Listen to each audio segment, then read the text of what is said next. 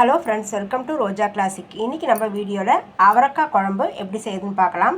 இந்த அவரைக்காய் குழம்பு செய்யறதுக்கு பார்த்தீங்கன்னா நான் ஒரு 1/4 கிலோ அளவுக்கு அவரைக்காய் எடுத்துருக்கிறேன். இது பார்த்திங்கன்னா தட்டை அவரைக்கான்னு சொல்லுவாங்க. அதை போல் அவரைக்காய் தான் எடுத்துகிட்டு நான் வந்து க்ளீன் பண்ணி எடுத்து வச்சுருக்கேன். அது ஓரத்தில் இருக்கிற நாரெல்லாம் எடுத்துகிட்டு க்ளீன் பண்ணி எடுத்துருக்கேன். இந்த அவரைக்காயை க்ளீன் பண்ணும்போது பார்த்திங்கன்னா இப்படி லைட்டாக வெளிச்சத்தில் பார்க்கும்போது பார்த்திங்கன்னா உள்ளே லைட்டாக கருப்பாக இருந்துச்சுன்னா அது வந்து சொத்த அவரைக்கான்னு சொல்லுவாங்க. இது நல்லா பாருங்கள், நல்லா பச்சை கலராகவே இருக்குது பாருங்கள். இது நல்லா ஃப்ரெஷ்ஷான அவரைக்காய். இப்படி தான் பார்த்துட்டு அவரைக்காயை நம்ம க்ளீன் பண்ணி எடுக்கணும். நான் நல்லா எல்லா அவரைக்காயும் பார்த்திங்கன்னா நல்லா ஃப்ரெஷ்ஷாக க்ளீன் பண்ணி எடுத்து வச்சுருக்கிறேன். இப்போ இது ஒரு பக்கம் இருக்கட்டும். அடுத்து இந்த குழம்பு செய்யறதுக்கு பார்த்திங்கன்னா அடுப்பில் ஒரு பேன் வச்சிடலாம். பேனில் கொஞ்சமாக எண்ணெய் சேர்த்துடலாம். எண்ணெய் சேர்த்துட்டு ஒரு 5-6 சின்ன வெங்காயம் சேர்த்துடலாம். 2 பல் பூண்டு பல் சேர்த்துடலாம். கொஞ்சமாக ஒரு சின்ன துண்டு இஞ்சி ஒரு 2 துண்டு அளவுக்கு சேர்த்துடலாம். நான் வந்து பார்த்திங்கன்னா பெரிய சைஸ் வெங்காயமும் பார்த்திங்கன்னா கொஞ்சமாக கட் பண்ணி எடுத்து வச்சு அதையும் இது கூட சேர்த்துக்கிறேன்.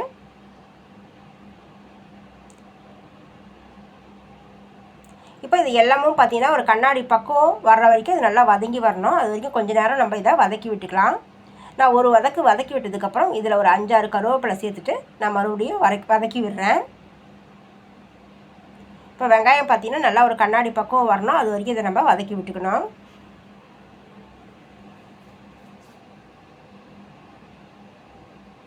அடுத்து இதில் பார்த்திங்கன்னா ஒரு 2 ஸ்பூன் அளவுக்கு வறுத்த வேர்க்கடலை சேர்த்துடலாம். அடுத்து 1 ஸ்பூன் அளவுக்கு வெள்ளை எள்ளு சேர்த்துக்கலாம். நீங்கள் வெள்ளை எள்ளுக்கு பதிலாக நீங்கள் தேங்காய் துருவல் சேர்த்துடலாம். நம்ம வெள்ளை எள்ளு சேர்க்கும்போது பார்த்திங்கன்னா குழம்பு வந்து டேஸ்ட் நல்லாயிருக்கும். பொதுவாக கிராமத்தில் தான் எள்ளு சேர்த்து அவரைக்காய் குழம்பு செய்வாங்க. அந்த செய்முறை தான் நான் உங்களோட ஷேர் பண்ணியிருக்கிறேன். இப்போ எள்ளு வேர்க்கடலைலாம் சேர்த்து வறுத்து விட்டு இதை நம்ம மிக்ஸி ஜாரில் மாற்றிக்கலாம். மாற்றிட்டு இதில் கொஞ்சமாக நல்லா ஆறுனதும் கொஞ்சமாக தண்ணி சேர்த்து நம்ம விழுதாக அரைச்சி எடுத்து வந்து இது ஒரு பக்கம் அப்படியே இருக்கட்டும். அடுத்து அதே பேனில் பார்த்திங்கன்னா நம்ம ஒரு 3 ஸ்பூன் அளவுக்கு எண்ணெய் சேர்த்துக்கலாம். நான் சின்ன குழிக்கரண்டியில் சேர்க்கறதால நான் 1.5 குழிக்கரண்டி அளவுக்கு மட்டும் எண்ணெய் சேர்க்குறேன். தாளிப்புக்கு பார்த்திங்கன்னா சீரகம் ஒரு 1/2 ஸ்பூன் சேர்த்துக்கலாம். கூடவே கடுகு ஒரு 1/2 ஸ்பூன் அளவுக்கு சேர்த்துக்கலாம். ரொம்ப சிம்மில் வச்சுட்டு இந்த கடுகு ஒன்று போல் வெடித்து வரணும். சீரகமும் கருகக்கூடாது. கூடவே பார்த்திங்கன்னா வரமிளகாய் 1 எடுத்து கிள்ளி சேர்த்துடலாம். அடுத்து பார்த்திங்கன்னா பெல்லாரி வெங்காயம் நல்லா ஒரு கைப்பிடி அளவுக்கு பொடியாக நறுக்கி இருக்கிறேன். அதை இது உள்ளே சேர்த்துலாம். இது பார்த்திங்கன்னா ஒரு 2 மீடியம் சைஸ் வெங்காயம். இதை நான் பொடியாக நறுக்கி இதில் சேர்த்துருக்குறேன். கூடவே ஒரு பச்சை மிளகாயும் பொடியாக நறுக்கி சேர்த்துக்கலாம். அதே போல் பார்த்திங்கன்னா 10 பல் பூண்டு எடுத்து இதையுமே பொடியாக நறுக்கி இது உள்ளே சேர்த்துடலாம்.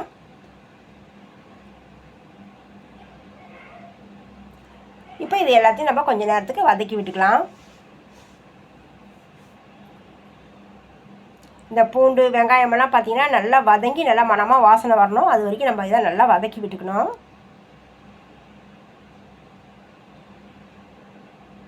நம்ம வெங்காயம் சேர்த்து கொஞ்சம் நேரம் வதக்கி விட்டதுக்கப்புறம் இதில் கொஞ்சம் கருவேப்பிலை சேர்த்துடலாம். கூடவே பார்த்திங்கன்னா நல்லா பழுத்த தக்காளி மீடியம் சைஸ் தக்காளி எடுத்துருக்கிறேன். இது வந்து பார்த்திங்கன்னா நல்லா கொஞ்சம் பெருசும் சிறுசுமாக கட் பண்ணி அதையும் உள்ளே சேர்த்துடலாம். இப்போ அடுத்து இது கூட நம்ம கட் பண்ணி வச்சுருக்கிற அவரைக்காயும் உள்ளே சேர்த்துடலாம்.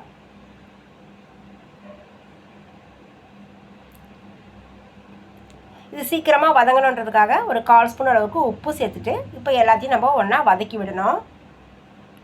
அவரைக்காயை கொஞ்சம் நேரம் வதக்கிட்டு குழம்பு செய்யும்போது பார்த்திங்கன்னா அவரைக்காய் சீக்கிரமாக வெந்து வந்துடும். நம்ம எடுத்துருக்கிற இந்த தட்டை அவரைக்காய் பார்த்திங்கன்னா நல்லா ஒரு பிஞ்சு அவரைக்காய், இது சீக்கிரமாக வெந்து வந்துடும். இப்போ எல்லாத்தையும் கலந்து விட்டுட்டு கொஞ்ச நேரத்துக்கு தட்டு போட்டு மூடி போட்டு விட்டுடலாம். இப்படி மூடி போடும்போது பார்த்திங்கன்னா சீக்கிரமாக வதங்கி வந்துடும். நம்ம குழம்பு செய்யறதுக்கு வேக வைக்கிறது வந்து பார்த்திங்கன்னா சீக்கிரமாக ஒரு 3 நிமிஷத்தில் அவரைக்காய் வெந்து வந்துடும். நான் கொஞ்சம் நேரத்துக்கு அப்புறம் ஓப்பன் செஞ்சு மறுபடியும் நான் கலந்து விடுறேன்.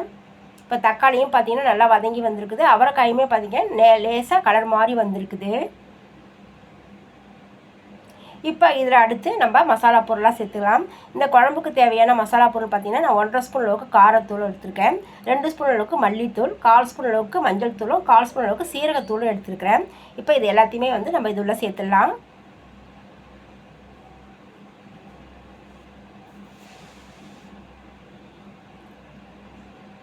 சேர்த்துட்டு மறுபடியும் எல்லாத்தையும் ஒன்றா மிக்ஸ் பண்ணி விடணும்.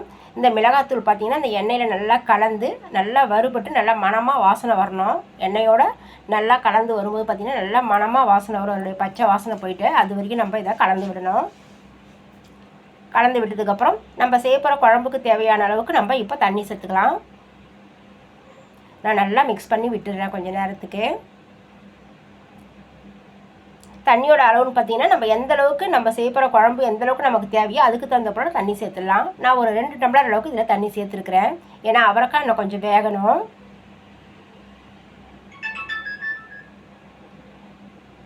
இப்போ மறுபடியும் கொஞ்சம் தண்ணி சேர்த்துடுறேன். நான் ஒரு 2 டம்ளர் அளவுக்கு தண்ணி சேர்த்து எல்லாத்தையும் ஒரு தடவை நம்ம கலந்து விட்டுடணும். நம்ம ஆல்ரெடி பார்த்திங்கன்னா இந்த அவரைக்காய் வதங்கிறதுக்கு உப்பு சேர்த்துருக்குறோம். நம்ம அரைச்ச விழுதுக்கும் சேர்த்து திட்டமாக அடுத்து இதில் உப்பு சேர்க்கணும். உப்பு பார்த்திங்கன்னா ஒரு 3/4 ஸ்பூன் அளவுக்கு நான் வந்து இதில் உப்பு சேர்த்துருக்குறேன்.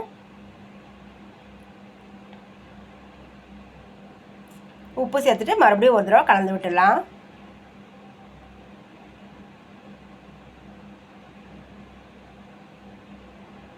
ஃப்ளேமை மீடியம் ஃப்ளேமில் வச்சுட்டு கொஞ்ச நேரத்துக்கு மூடி போட்டு விட்டுடலாம். நம்ம அவரைக்காயை வதக்கிட்டு நம்ம குழம்பு தாளித்து மூடி இருக்கிறதால சீக்கிரமாகவே அவரைக்காய் வெந்து வந்துடும். அவரைக்காய் வெந்து வாசனை வரும்போது நான் ஓப்பன் செஞ்சுருக்கிறேன். ஓப்பன் செஞ்சுட்டு மறுபடியும் நம்ம கலந்து விட்டுடலாம். கலந்து விட்டதுக்கப்புறம் இப்போ நம்ம அரைச்ச விழுதை இது உள்ளே சேர்த்துடலாம். அவரைக்காய் வெந்ததுக்கப்புறம் தான் நான் அரைச்ச விழுதை உள்ளே சேர்த்துருக்கிறேன். அடுத்து மிக்ஸி ஜாரில் கொஞ்சம் தண்ணி சேர்த்து அதையுமே இது உள்ளே சேர்த்துடலாம்.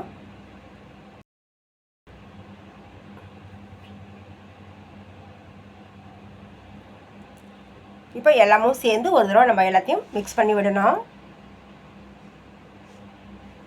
கலந்து விடும்போதே பார்த்தீங்கன்னா குழம்பு நல்லா இப்போவே நல்லா வாசனை வர ஆரம்பிச்சிருக்குது.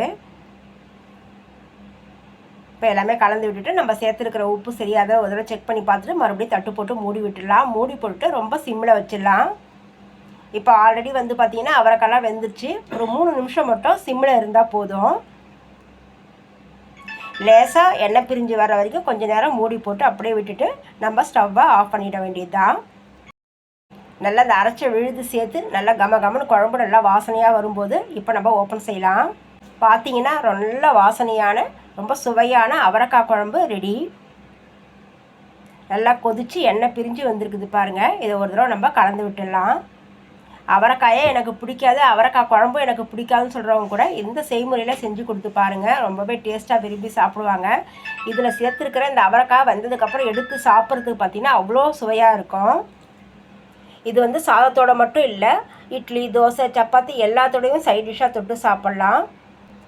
ரொம்பவே டேஸ்ட்டான இந்த அவரைக்காய் குழம்பு ரெடி ஆகிடுச்சு.